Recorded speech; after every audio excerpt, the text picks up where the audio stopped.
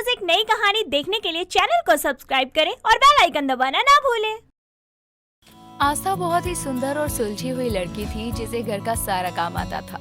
आस्था के कॉलेज के खत्म होने के बाद उसके घर वाले उसके लिए लड़का देख रहे थे, लेकिन किस्मत से कोई रिश्ता पक्का हो ही नहीं पा रहा था। इन सब से तंग आकर आखिरकार आस्था की पसंद जानने के लिए आस्था की मां नीलम उसके कमरे में आती है और उसे किसी से कॉल पर बात करते हुए सुनती है। यार, तुम तो जानते हो ना कि तुम्हारे लिए आज तक मैंने कितने ही लड़के रिजेक्ट किए हैं, अलग अलग बहाने बनाकर, पर आखिर ऐसा कब तक चलेगा? यार देखो, मेरे घर वालों को कोई एतराज नहीं है। ये तो तुम्हारी ही माँ है जो जात पात में मानती है। ये बात तो सही है पंकज, मैं राजस्थानी हूँ और तुम पंजाबी। अब कैसे होगी शादी? मैं बताती हूँ कैसे होगी। नीलम की आवाज सुनकर आस्था की हवा खराब हो जाती है और वो अपनी माँ को देखकर कॉल को कट कर देती है, जिसके बाद नीलम कमरे में आकर आस्था से कहती है, अच्छा, तो ये था वो कारण जिसके लिए तू हर लड़के को मना किया करती थी और मैं यहाँ तेरे लिए लड़के देख देख कर थक गई थी। मम्मी, दोस्त था। कल अपने दोस्त को घर बुला, तेरी शादी करके तुझे उसी दोस्त के साथ घर भेज दूंगी। ये सुनकर आस्था खुश हो जाती है और पंकज को कॉल करके सब बता देती है। और अगले दिन पंकज अपनी माँ के साथ आस्था का हाथ मांगने आता है, जहाँ आस्था को देखकर पंकज की माँ मधु कहती है, देखिए, आपकी बेटी तो मुझे बहुत पसंद है और मैंने तो अपने बेटे की खुशी के लिए इसे बोल रखा था कि जैसी तेरी पसंद होगी मुझे मंजूर होगी। और हम राजस्थानी हैं और आप पंजाबी, हम दोनों के रिवाज नहीं मिलते हैं, तो ये चलेगा ना आपको? जब दिल मिल गए हैं तो रिवाज भी मिल जाएंगे बहन जी, किस बात की चिंता। ये बोलकर मधु मुस्कुराने लगती है और पंकज और आस्था का रिश्ता पक्का हो जाता है, जिसके बाद आस्था और पंकज की दिसंबर में शादी होती है। सब कुछ अच्छा चल रहा था कि एक दिन मधु आकर अपनी बहू से कहती है, बहू, तूने सारे घर का काम कर लिया ना? कुछ बचा तो नहीं है? जी माँ जी, मैंने सारे घर का काम कर लिया है और अब आप मुझे ये बता दो कि रात के खाने में क्या बनाना है। मैं तैयारी कर लूंगी ताकि रात का काम भी मैं जल्दी खत्म कर सकूं। नहीं, आज रात को कुछ नहीं बनाना। आज तुझे और मुझे मार्केट जाना है शॉपिंग करने, तो खाना बाहर से ऑर्डर कर लेंगे। तू भी काम करके थक जाती होगी ना, इसलिए आज खाना रहने दे। मार्केट पर क्यों माँ जी? ऐसा क्या काम है जो हमें मार्केट जाना है? किसी की शादी वादी आने वाली है क्या जो आप मार्केट जाने की बात कर रही हो? नहीं बहू, अगले हफ्ते लोहरी है। मैं चाहती हूँ मेरी बहू की पहली लोहरी बहुत अच्छे से मनाए, तो मैं तेरे लिए और एक मेरे लिए नई साड़ी ले लूंगी, क्योंकि मैं जानती हूँ कि तू पटियाला सूट तो नहीं पहनने वाली है और बाकी का जरूरी सामान भी ले लेंगे।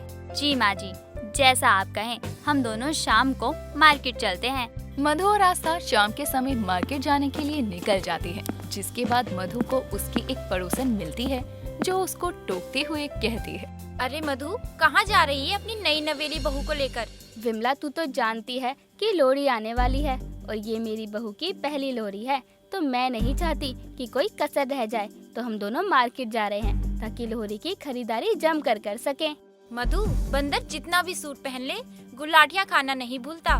तेरी बहू राजस्थानी है, तू इसे जितना भी पंजाबी बनाने की कोशिश कर ले, रहेगी तो ये राजस्थानी ही ना। माफ करना आंटी जी, भले राजस्थानी हो या पंजाबी, हैं तो हम सब एक ही देश के वासी ना।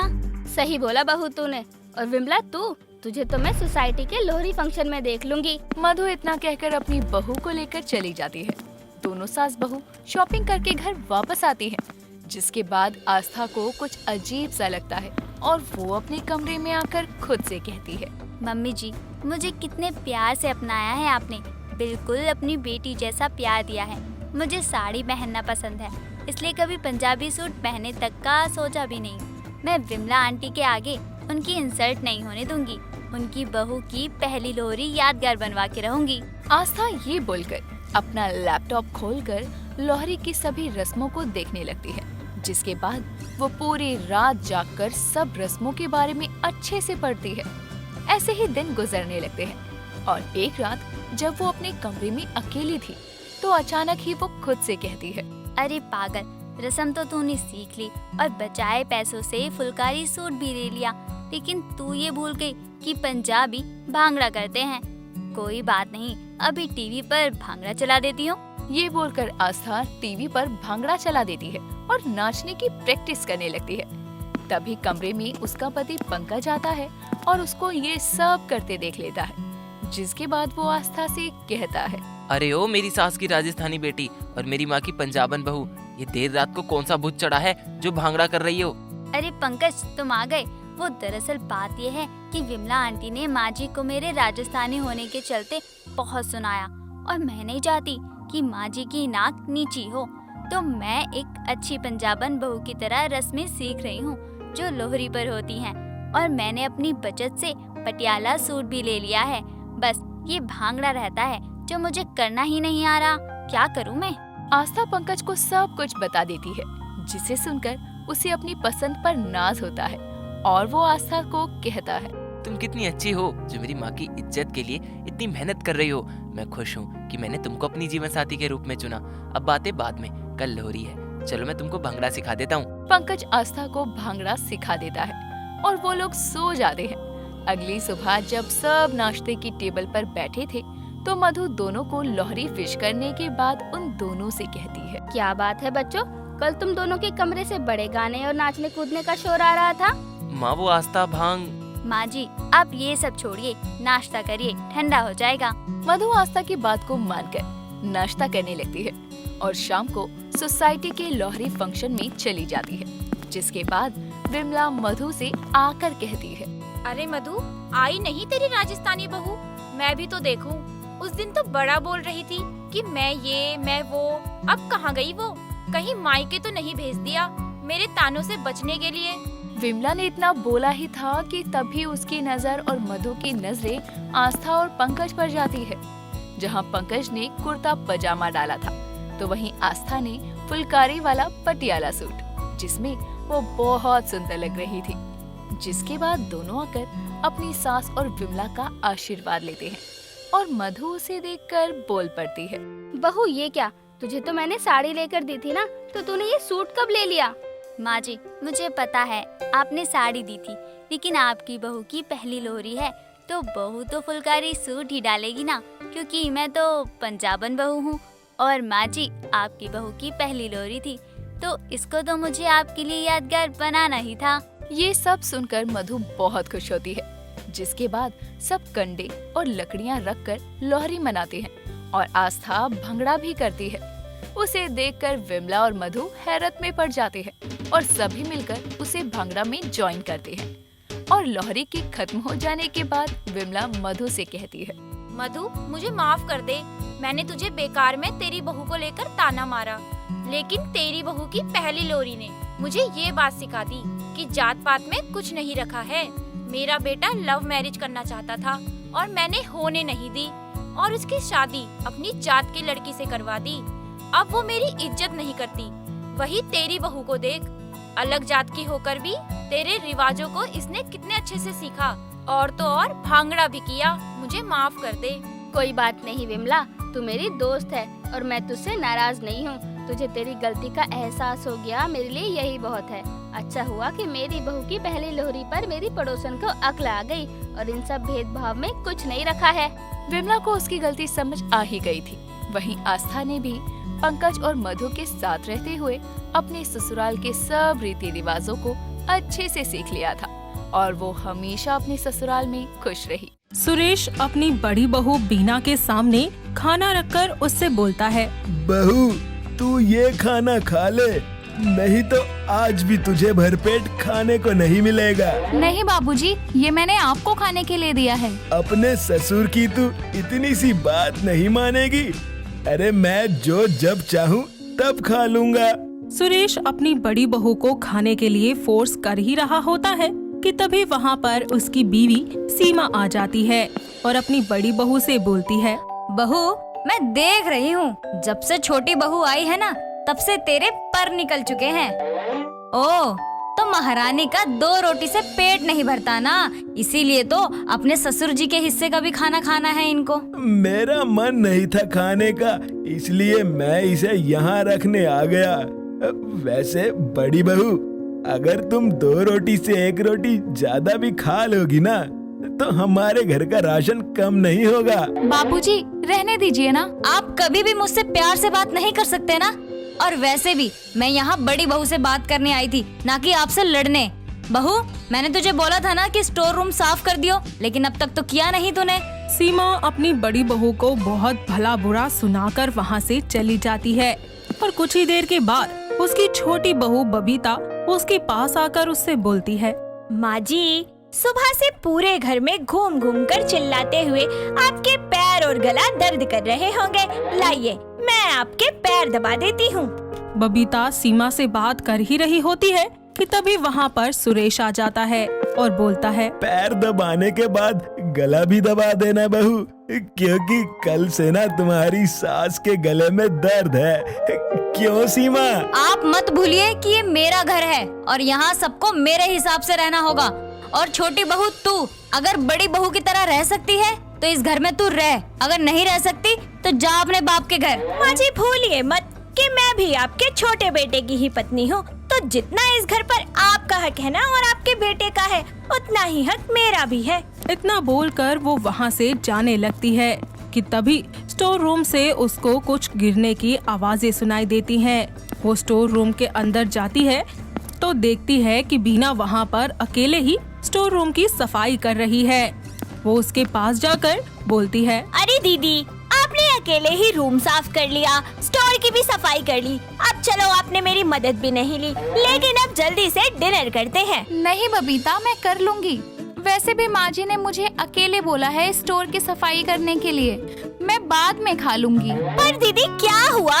स्टोर रूम ही तो है, हम मिलकर साफ कर लेंगे ना बाद में, अगर नहीं भी हुआ है तो। आप पहले चलिए कुछ खा लीजिए। बाबूजी ने बताया मुझे आपने सुबह से कुछ नहीं खाना है। आप ये सब छोड़िए और चलिए मेरे साथ। इतना बोलकर वो बीना का हाथ पकड़कर उसको अपने साथ ले जाकर डाइनिंग टेबल पर बिठा देती है और उसके लिए खाना निकालने लगती है। जैसे ही बीना खाना खाने जाती है तभी वहाँ पर सीमा आ जाती है और बीना से कहती है, बड़ी बहू, तुझसे एक काम तो सही से होता नहीं समय पर, लेकिन हाँ, खाना तो समय पे चाहिए महारानी को। मैं अभी कर देती हूँ। आप बैठिए दीदी। और माँ जी, शायद आपको पता नहीं है कि दीदी ने सुबह से कुछ नहीं खाया है, और बिना खाए काम करेंगी ना तो तबीयत खराब हो जाएगी। और थोड़ा कुछ खा लेने दो, कोई पहाड़ नहीं टूट जाएगा। छोटी बहू, तू चुप कर, मैं तुझसे नहीं बड़ी बहू से बात कर रही हूँ। और बड़ी बहू तू, जो 3 टाइम का खाना एक ही बार में ठूस जाती है, काम एक ढेले का तो करती नहीं। माँ जी, आखिर दीदी भी तो इस घर की बड़ी बहू है, आप हमेशा उनके साथ ऐसे सोतेलो जैसा बर्ताव क्यों करते हैं? छोटी बहू, तुझे बड़ी बहू का पक्ष लेने की कोई जरूरत नहीं है। आखिर लेकर ही क्या आई है ये अपने बाप के घर से? सीमा अपनी दोनों बहुओं को बुरा भला सुना ही रही होती है कि तभी वहाँ पर उसका पति सुरेश आ जाता है और अपनी बीवी से बोलता है, तो क्या है ना, बड़ी बहू अपने बाप के घर से संस्कार लेकर आई है, जो तुम तो बिल्कुल ही नहीं लाई। अगर तुम्हारे अंदर संस्कार होते तो तुम्हारी बोली भी मीठी होती। हाँ, आप तो मुझे ही ताने दोगे ना, क्योंकि बड़ी बहू तो आपकी पसंद की थी। हाँ, ठीक उसी तरह से जैसे तुम बड़ी बहू को उसकी गरीबी का ताना देती हो। क्या बोला आपने? अरे कुछ नहीं भाग्यवान, मैं बस ये बोल रहा हूँ कि कल अकेले बड़ी बहू स्टोर रूम की सफाई कर लेगी। अब तुम रोना बंद करो मेरी माँ। सीमा अपना रोना बंद करके सुरेश के साथ वहाँ से चली जाती है और अगली सुबह उठते ही वो स्टोर रूम में जाती है। स्टोर रूम की सफाई देखकर सीमा हैरान हो जाती है और अपनी छोटी बहू के पास जाकर उससे बोलती है, छोटी बहू, तूने कहीं उस करमजली की मदद तो नहीं की ना साफ सफाई में? नहीं माँ जी। अच्छा माँ जी, आपसे एक बात पूछूं? हाँ, पूछ। माँ जी, मैं और दीदी तो दोनों ही आपकी बहुएं हैं ना, आपके ही सगे बेटों की, फिर आप दीदी से इतनी नफरत क्यों करती हैं? इसलिए बहू, क्योंकि तू मेरी पसंद है और तेरे बाप ने तेरी शादी में इतना खर्चा किया कि पूछो ही मत। और बड़ी बहू, अरे उसके घर वालों के बारे में क्या ही बात करे, जिनके पास खुद का पेट भरने के लिए 2 वक्त की रोटी तक नहीं है। तेरे ससुर जी ने उसको इस घर की बहू बना दिए और वो बेशरम, अरे वो तो 2 जोड़े कपड़े में ही यहाँ आ गई मुंह उठा के, सीने पे सांप की तरह लौटने के लिए। अगर माँ जी आपको मेरे घर से भी कुछ नहीं मिलता तो क्या आप मेरे साथ भी ऐसे ही करती? अरे छोटी बहू, तू तो मेरे घर की लक्ष्मी है, लक्ष्मी। मैं भला तेरे साथ ऐसा क्यों करूँगी? तुझसे तो मेरे घर में धन की बारिश होती है, बारिश। और कल जो मेरे घर में कार के रूप में आने वाली है, कल तेरा बाप मुझे एक बढ़िया सी कार देगा। इतना बोलकर वो अपनी बड़ी बहू को आवाज लगाती है और उससे कहती है, बहू, आज छोटी बहू के घर वाले आ रहे हैं, तो आज के दिन उससे कोई काम मत करवाइयो, और हाँ, उनके स्वागत के लिए अच्छा सा खाना बना लियो। इतना बोलकर सीमा खुशी खुशी वहाँ से चली जाती है। बीना हमेशा की ही तरह कामों में लग जाती है। कुछ ही देर के बाद बबीता के पिता मोहन उनके घर आते हैं। सीमा उनका स्वागत करती है और कुछ ही देर के बाद सब आपस में बातें कर रहे होते हैं। ऐसे में मोहन जब वहाँ से जाने लगता है, तभी सीमा मोहन को रोकते हुए उससे बोलती है, समधी जी, आज आप कार देने वाले थे, कार कहीं नजर नहीं आ रही। सीमा जी, आपने तो मना कर दिया था ना, ये बोलकर कि आपके पास सब कुछ है और अब आपको 1 रुपया भी नहीं चाहिए। देखिए समधी जी, अगर आपको नहीं देना है तो आप साफ साफ बोल दीजिए कि आपकी औकात नहीं है ऐसे कार देने की, मगर ऐसे झूठ तो मत बोलिए कम से कम। झूठ? कैसा झूठ? समधी जी ने और बबीता जी ने खुद मुझे बोला है फोन पर। और रही बात औकात की, तो भूलिए मत, मैं आपको पहले वो सब कुछ दे चुका हूँ जो आपने कभी देखा भी नहीं। मोहन सीमा के मुंह पर उसकी बेइज्जती करके वहाँ से चला जाता है, जिसका बदला लेने के लिए वो अपनी छोटी बहू को घर से निकालने लगती है, जिस पर उसका पति सुरेश उससे बोलता है, सीमा, तुमने ना अपनी बड़ी बहू की कभी कद्र करी और ना ही कभी अपनी छोटी बहू को प्यार किया। अरे बबीता से प्यार का दिखावा तुमने बस चंद पैसों के लिए किया। अरे पागल औरत, पैसों से घर परिवार नहीं बना करते, घर परिवार प्यार से बनते हैं। अरे तुम्हें तो खुश होना चाहिए जो तुम्हें इतनी अच्छी बहुएं मिली, जिनको पता है कि घर को कैसे जोड़कर रखें। माँ जी, आपने कभी मुझे एक बहू की तरह मान सम्मान दिया ही नहीं, पर आज भी मैं आपकी बहुत इज्जत करती हूँ। बस आप बबीता को घर से मत निकालिए, आप जो बोलेंगी इस घर में वही होगा। नहीं दीदी, बहुत हो गया। माँ जी को जो करना था उन्होंने सब कर लिया, और माँ जी मुझे इस घर से निकालेंगी? अरे मैं खुद ये घर छोड़कर चली जाऊंगी, और जब तक आप आएंगी नहीं ना मुझे लेने और मेरी बातों का जवाब देने, तब तक मैं इस घर में वापस नहीं आऊंगी। तुम अकेले नहीं जाओगी बबीता, मैं भी तुम्हारे साथ जाऊंगी। सबकी बातें सुनकर सीमा को अपनी गलतियों का पछतावा होता है और उसे समझ आ जाता है कि एक साथ रहने में ही हमें दुनिया की सारी खुशियाँ मिल सकती हैं। और वो अपनी दोनों बहुओं को रोककर उनसे हाथ जोड़कर माफी मांगती है। बीना और बबीता भी उसे खुशी खुशी माफ कर देती हैं और अपने परिवार के साथ एक बार फिर से नई शुरुआत करती हैं। दोस्तों, अगर आपको ये कहानी पसंद आई तो इसे लाइक करें, शेयर करें और कमेंट करके बताएं कि कहानी में आपको सबसे अच्छा क्या लगा।